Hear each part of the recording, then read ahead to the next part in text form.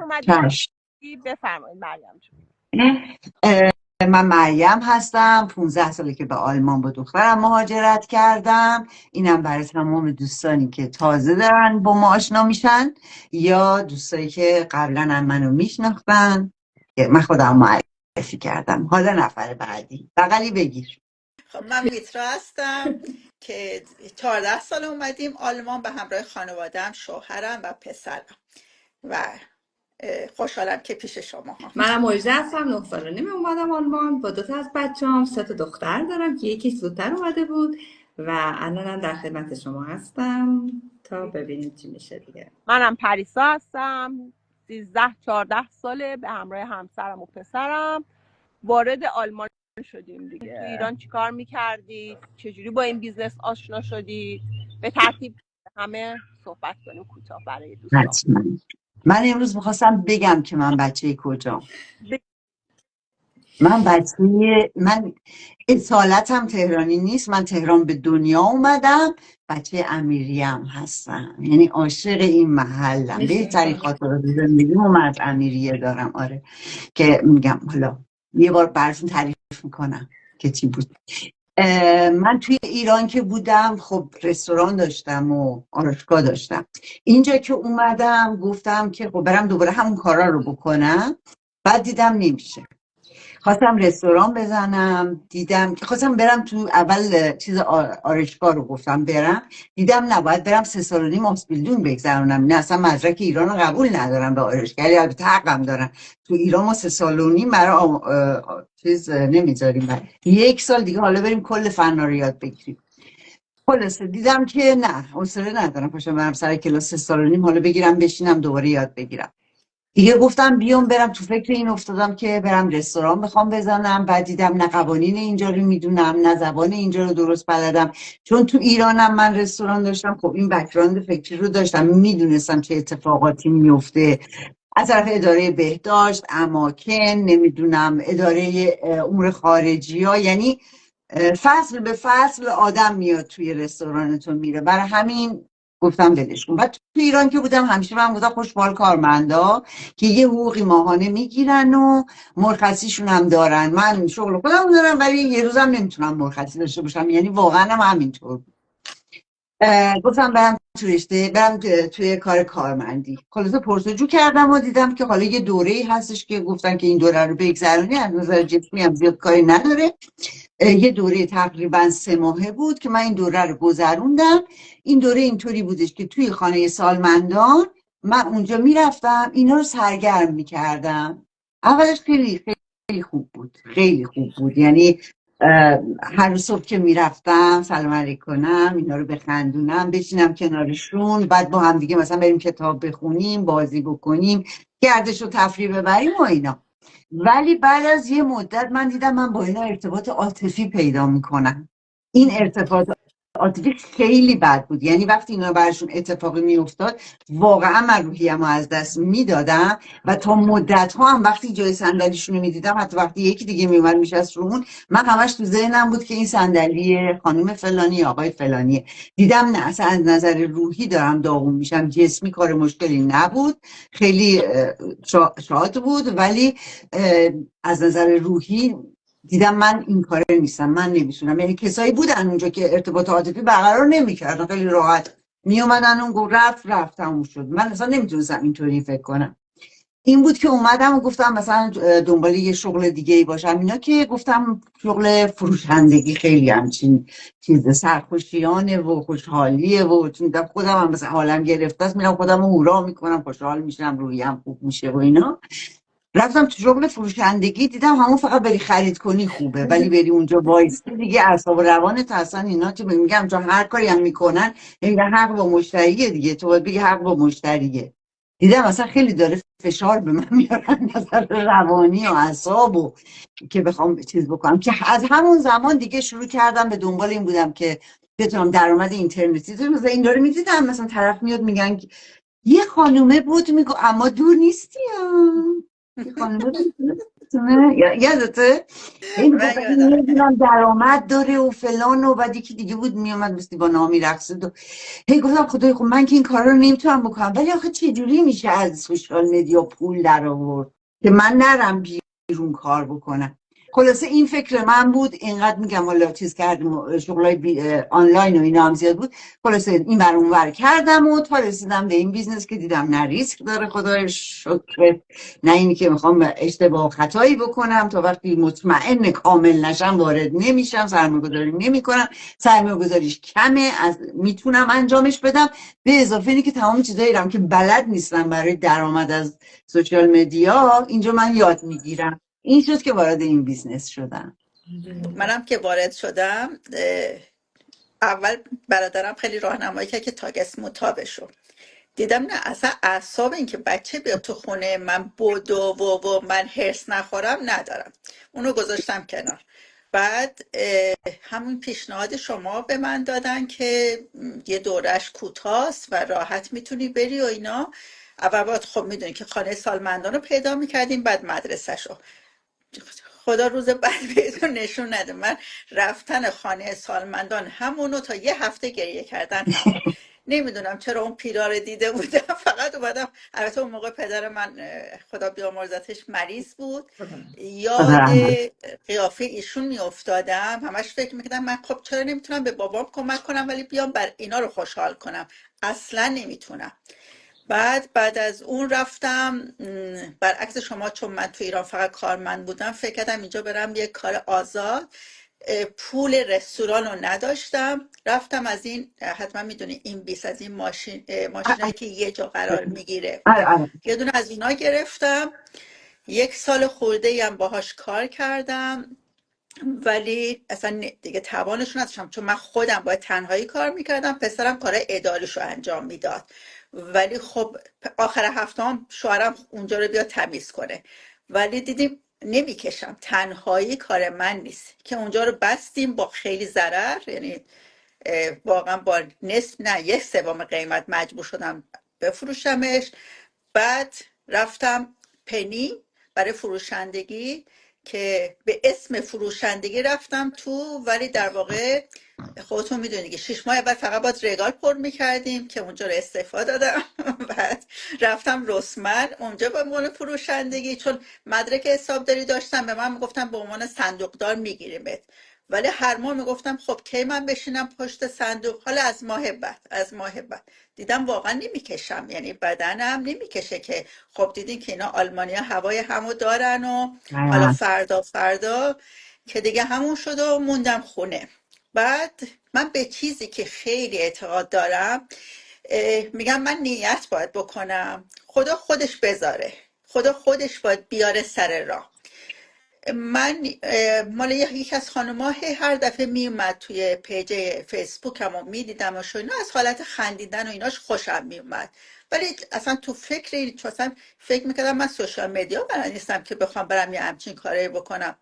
تا یه روز پیج مریم جون رو دیدم که با یه حالتی که انگار حرفای منو داشت میزد که من هم یک مهاجرم مثل شما، من هم 14 سال اومدم، من هم میخواستم دنبال خوشبختیام بگردم.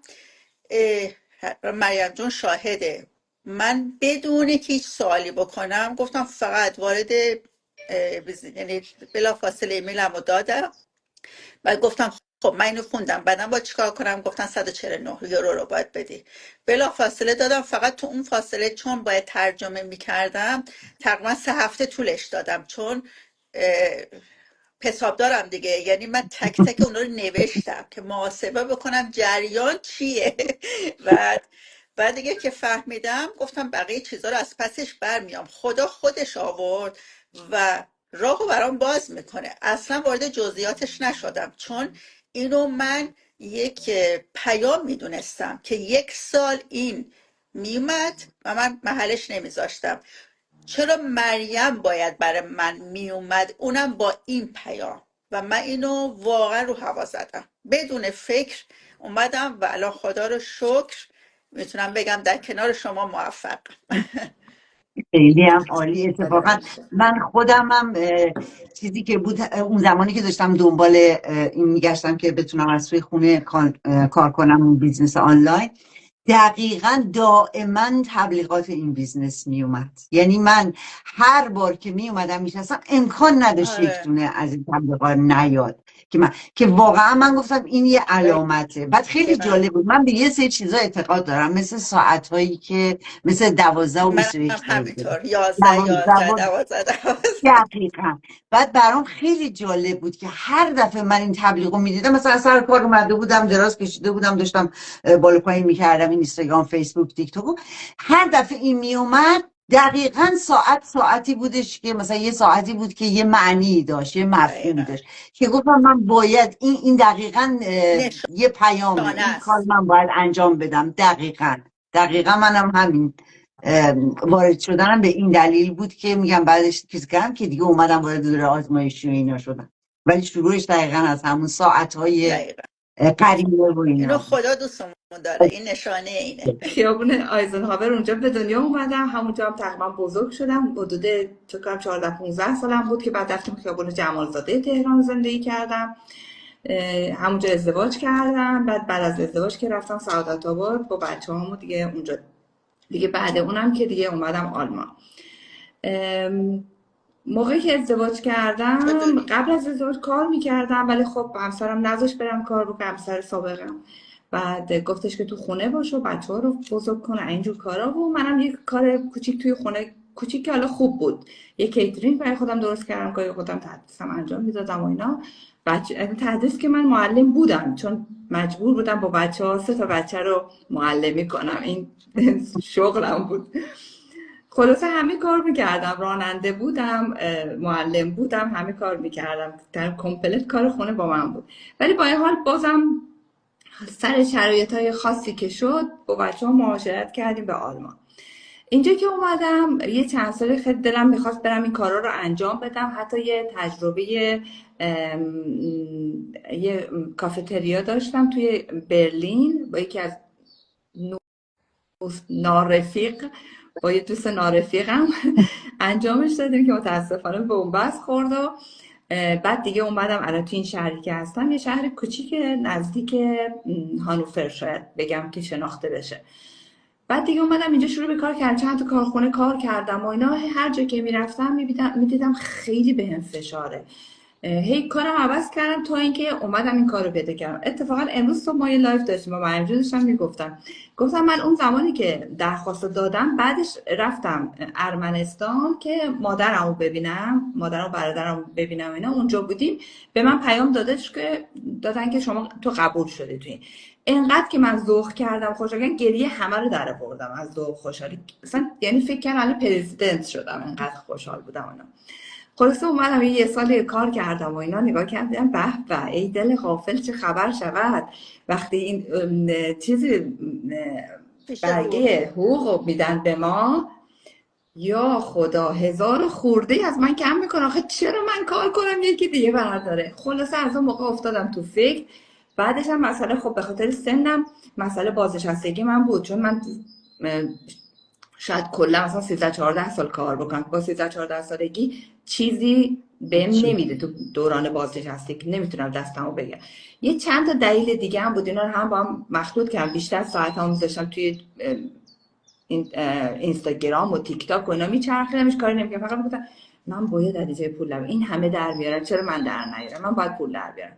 دیگه بیزینس دیگه هم انجام دادم. بیزینس متاسفانه بازم اونجوری که دلم می‌خواست نبود. و تا اینکه قبل از اینکه من الان با مریم جون و با مثلا آشنا بشم با این بیزینس، من میدیدم این بیزینس رو، ولی بچه‌هایی بودن که الان هستن دارن با ما کار میکنن، با کمپانی ما دارن کار میکنن، اما انگلیسی زبان بودن. یعنی تمام چیزاشون انگلیسی میومد، درخواست که میدادی انگلیسی به جواب دادن. ای خدا، من انگلیسی بلد، تا میدیدم انگلیسی اومده فوری حذفش میکردم، دیگه اصلا سمتش نمیرفتم. تا اینکه دیدم که مثل که فارسی زبانان دارن این کارو میکنن. بعدا متوجه شدم که اونی که من میدیدم همین بوده، ولی اون انگلیسی بوده. خب بچه‌هایی که توی اصلا کلا انگلیسی زبان اصلا خارجی هم دارن کار میکنن، چون ما فقط ایرانی نیستیم که تو این کار میکنیم. خیلی تمام دنیا داریم کار میکنیم. به هر حال که دیگه سرتونم درد نیارم، دیگه اومدم اینجا این بیزینس رو انتخاب کردم و واقعا فکر میکنم یه انتخاب خیلی درست و عالیه، چون تمام اون چیزایی که دوست داشتم یه بیزینس آنلاین داشته باشه من دارم. برای همین دیگه الانم اینجا هستم در خدمت شما.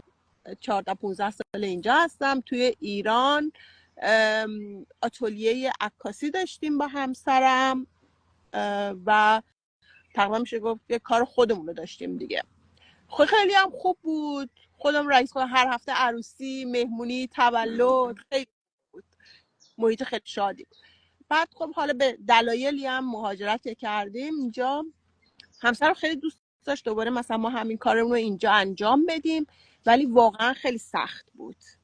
یعنی بخوای برای خودت اینجا خودت کارتو شروع کنی، کسی که نه زبان بلده نه چیزی، اونم نه قانون آلمان بلدی که همش قانونه دیگه اینجا، خیلی سخته. واسه همین من هم خیلی مقاومت کردم، گفتم نه من میرم یه جا با کار میکنم، ولی اینجوری نه، چون نه قانون بلد نه زبان بلد، واقعا خیلی سخته.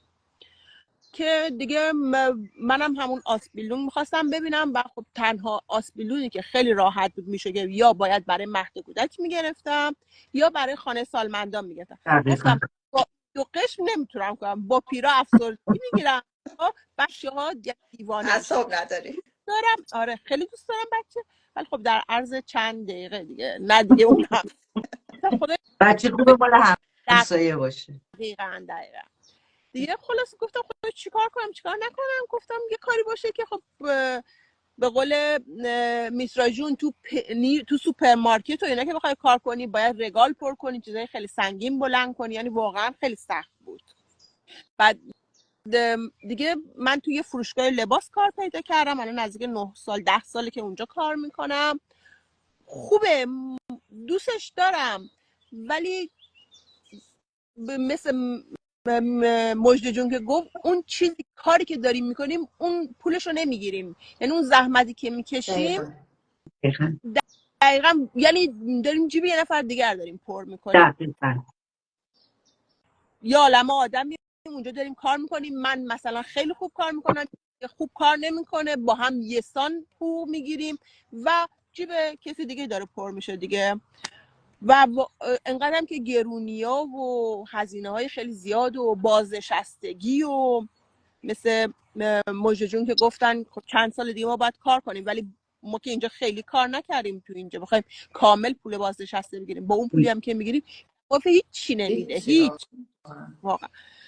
دیگه منم این بالا پایین توی این اینستا و فیسبوک تا مریم جون رو دیدم، یه خانواده شاد با فامیلی رفته بودن رستوران، یه روز شاد، گفتن هم بیزینسمو دارم میکنم هم کنار خانواده‌ام دارم میگم. گفتم خدایا مریم جون چیکار میکنه، منم میخوام. تو چیکار میکنی؟ چون من مریم جون رو میشناختم، افتخار آشناییشون رو از قبل داشتم. آره ما آره سال‌ها یه واقعا مربی و منتور عالی. ساعت براشون مهم نیست دیگه، هر موقع که بخوایم بهمون جواب میدن. واقعا این یه کار عالیه. خیلی چیزا رو بلد نبودیم، همه با کمک همدیگه یاد گرفتیم اینجا. خیلی حتی یه دونه مثلا پست گذاشتن، یه عکس درست کردن، اینا رو حتی توی اینترنت ما بلد نبودیم انجام بدیم. خیلیامون در صورتی که میرفتیم فقط ویدیوهای مردم رو نگاه میکردیم دیگه، سرگرم میشدیم، بالا میکردیم پایین، به قول اسکرول میکردیم بالا پایین بالا پایین. من همون جا بود من خانم رو میدیدم، اما دور نیستی ها. خدایا اما دور نیستی چرا بولر میاره؟ خیلی میاد میگه اما دور نیستی. بعد مثلا یه تولد مثلا ازم خانم تولدت مبارک، آقا تقیی تولدت مبارک، پولم در میاره. مثلا یه تولد تبریک هم نمیتونیم بگیم، بعد نه من نمیدونم اما دور نیستی یا ببین به حال این حالت مثلا اکثرا همینطوری بودن. آره نه دقیقاً میگم یه که این بیزنس خوبی باشه برای ما، خوبی که بوده تا الان، امیدوارم که خوبتر و خوبتر باشه و اونایی که واقعا دنبال یه راهی هستن که خودشونو مثلا اثبات کنن، خودشونو امتحان کنن. واقعا این یه راه خیلی خوبیه. دقیقا میگم چیزی که هستش، من یادم همیشه تبلیغ این بیزنسی که میدم، یکی از همکارامون همیشه میگو این بیزنس پربرکت. واقعا بعد من هی فکر میکردم که خدا مگه سفره است که برکت داشته باشه بیزنس سفره است که پربرکت؟ واقعا یه واقعا سفره آره نه، با خودم پربرکت. فکر میکردم منظور از پربرکت چیه، یعنی درآمد خیلی زیاد. نمیفهمیدم. خلاصه تا اینی که وارد بیزنس شدم، منهای درآمدش رو که اصلا میگم خب همه ما به خاطر یه پایش به خاطر درآمد بوده که اومدیم، به خاطر درآمد بیشتر. ولی واقعا دیدم اون شناختی که آدم از خودش پیدا میکنه، اون اعتماد به نفس رفته خودش رو که پیدا میکنه، معاشرت هایی که پیدا میکنه و آدمایی که واقعا همه یه مایندست مثبت دارن. این برای من خیلی جالبه. هر کدوممون متفاوتیم، سنای متفاوت، نمیدونم اقلیت های متفاوت، یعنی هممون تفاوت داریم، چیز نیستش که یکی باشه، ولی همه مایندست، همه آدمای مثبتی هستن.